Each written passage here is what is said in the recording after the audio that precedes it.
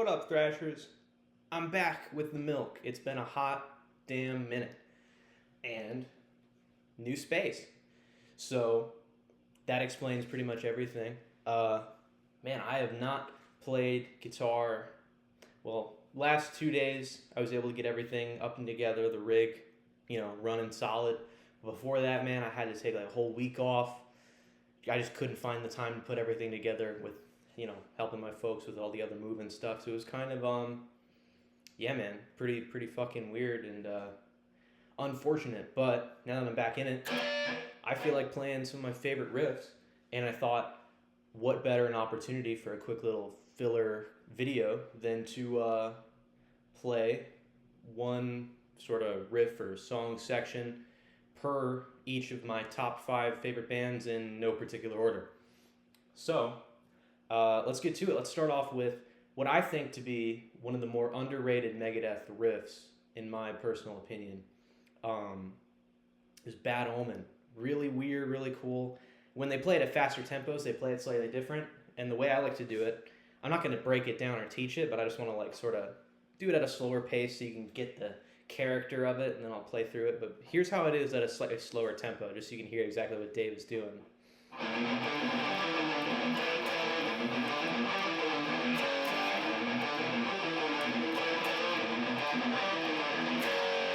Right? That's the sort of deal.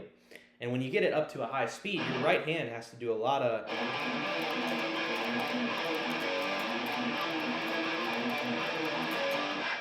It's really quick.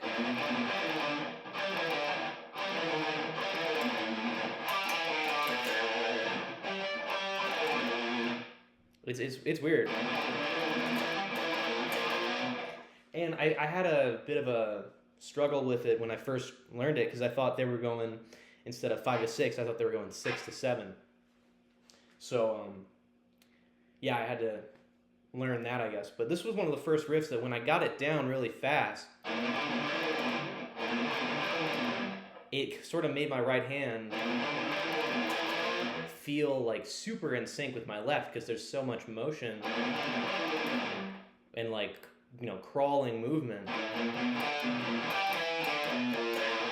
I know. Yeah, that. It's a really sick riff, and then the main verse riff.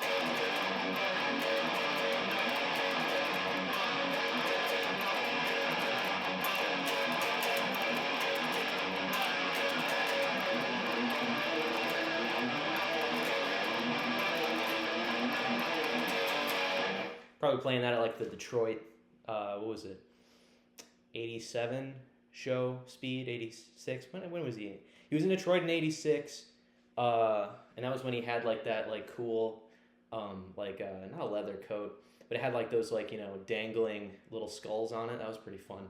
But I'm talking about the 87 one where everything's all green and he's playing really fucking fast. But yeah, Bad Omen, sick fucking riff, really awesome. Next, I think another underground, underappreciated riff from another one of my favorite bands, Exodus.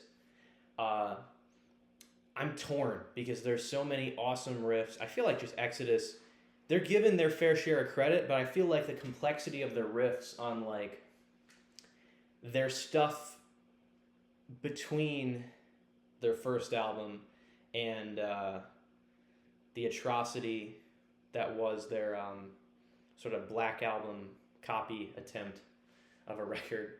I think personally one of their more underrated riffs is the main riff and intro in Deranged off of Pleasures of the Flesh. I think it's actually the first song on that record.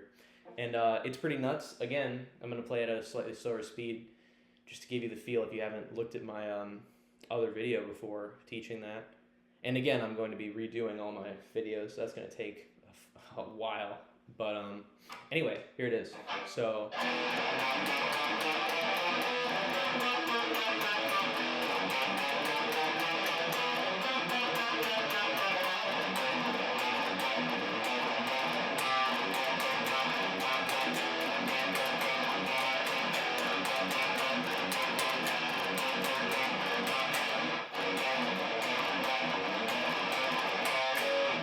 And then, what's it? Like chorus, quote unquote, or pre-chorus riff is awesome too.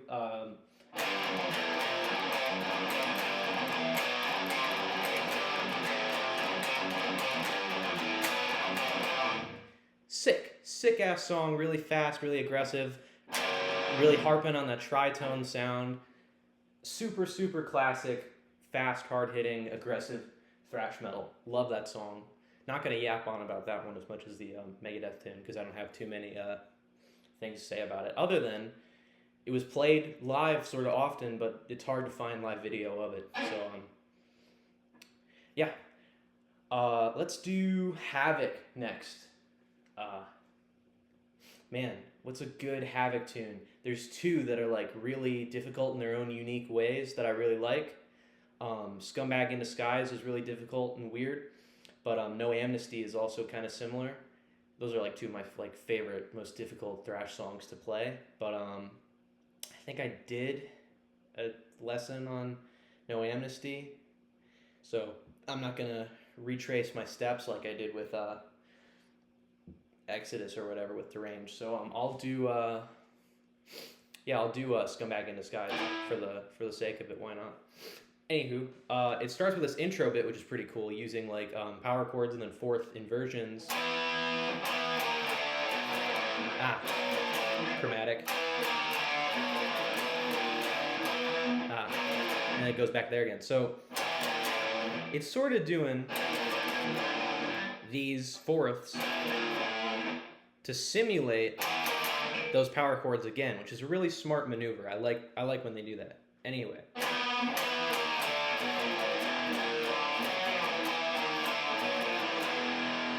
And the main riff.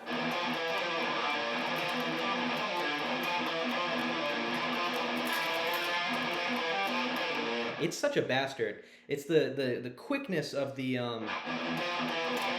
that bit right there. Because I'm trying to sneak in that other low E chug. Here's it like a really slow speed, how I want it to sound, and then I'll show you like where I often miss a chug.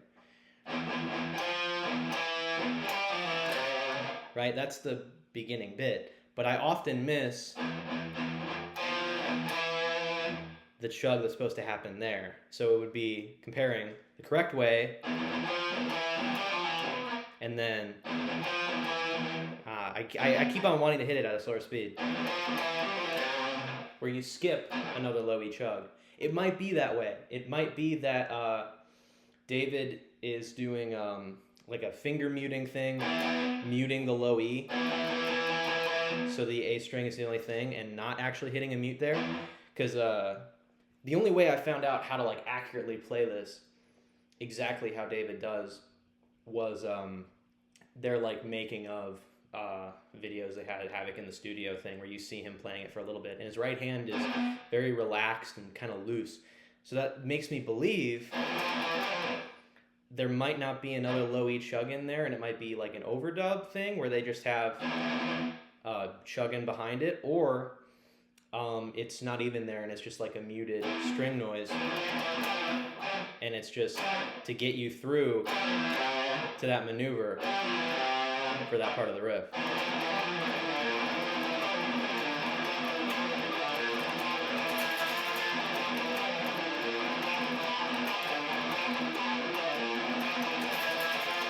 Really hard, pretty weird.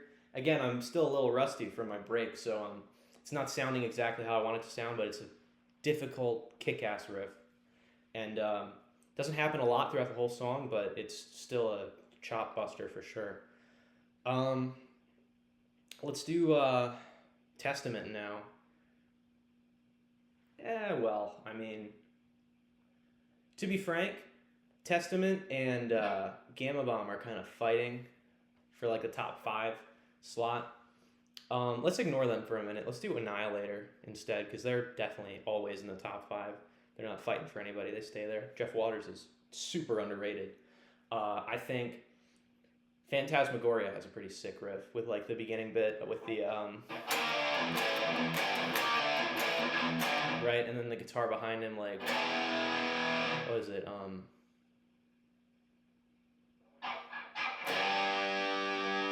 Going chromatically down.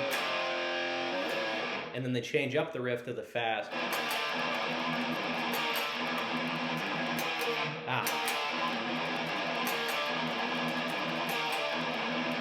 Now I've been trying to get back into the swing of things because I used to be able to play this riff upside down, but I have to get like the positioning of my thumb back to where it normally is for that kind of technique. But this riff is pretty easy to do upside down if you get the proper placement.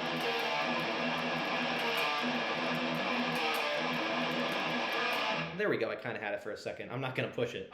But it's pretty fun to find riffs and things that you can do just to show off and be flashy and go over the neck. And I should probably change those over the neck videos I did and make them a little more in-depth and interesting.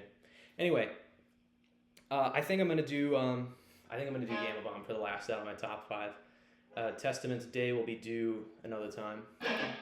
Yeah, let's do it. I think, personally, my favorite Gamma Bomb tune always switches, but if I had to put it in this very moment, ones that I know how to play, I still think Avenge Me is like a really, really solid contender for like just a kick-ass intro and just a really solid riff. And in like a D kind of tune, which is kind of weird. You don't find too many songs in D. And again, this is another one that I've done a lesson video on prior, but it's a sick song, sick riff. So like a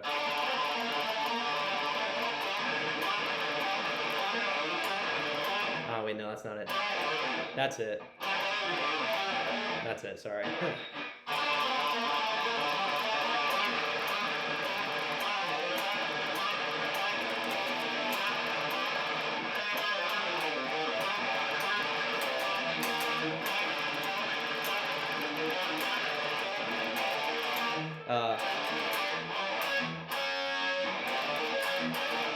That riff is really difficult to get really fast and consistent, and especially the what do you want to call it, like a bridge part where they have the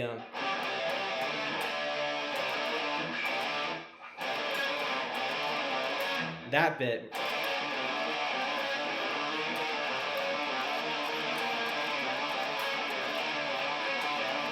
Such a bastard.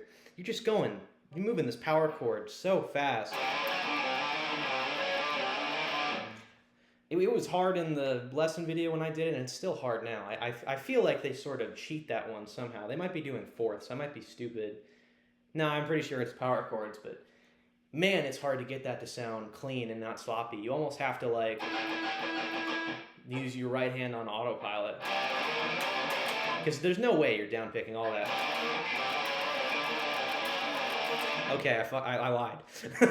But it wouldn't be good. You'd probably gas yourself out unless you have like really gentle picking technique and a tone that can accommodate for it, so you don't absolutely lose all your gusto and just fuck up like halfway through it, because that is a stamina exercise and a half. Yeah, that's pretty much it. So I hope you enjoyed the video. Listen to metal, play metal, be metal, take this pick. That's on the floor now. And I'm anticipating a couple of uploads soon. I think the schedule I'm going for, just to be transparent, is probably for every 2 videos I redo in this new place, more acclimated with talking to a camera, so they're a little bit better, and maybe I'll hash them out more and do maybe a couple more cuts and make the videos a little bit more watchable. For every 2 of those, I'll be doing one original, whether it be a lick concept kind of thing or just a whole nother lesson people suggest. But other than that, I don't have much else to say. So peace.